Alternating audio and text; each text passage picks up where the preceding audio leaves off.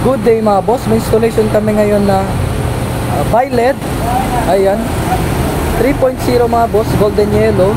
And then Bosch Europa, dito na install namin sa Toyota Race. So ayan, ayan mga boss, ito yung bi-LED na na-install namin, 3.0, 3 inches. Ayan mga boss, naka-align talaga siya mga boss. So paki-on ako boss yung fog light. Yan, golden yellow. Ayan, ayan yung trim pattern niya mga boss, straight talaga siya. Yan, yung buga niya. I-open natin yung situan yan. Kahit maliwanag mga boss, yung buga niya napakalayo yan mga boss. So, yan. Ito yung bi-LED na install namin. So 50,000 lumens. Toyota siya, golden yellow. So ito naman yung Bosch Europa na install namin.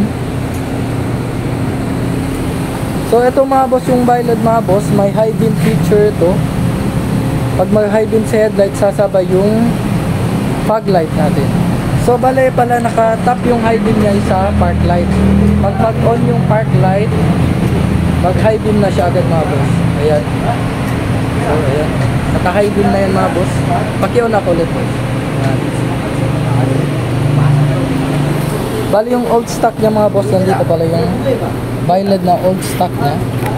Ayan, open natin. Ito yung old stock na bi-LED.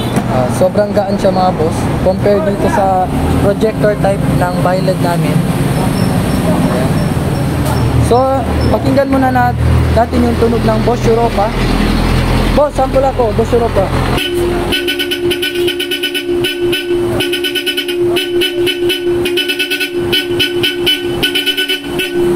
Mga boss, sulit talaga yung tunog niya. Yung Bosch Europa, dyan lang siya nakalagay mga boss. Mas okay sana pag dito, pero wala siyang bracket. Dyan na lang siya nilagyan ng mga boss. So, yun lang mga boss. Visit our shop dito sa Andres Auto Accessories, Governor Ramos Street, Santa Maria. Ayan.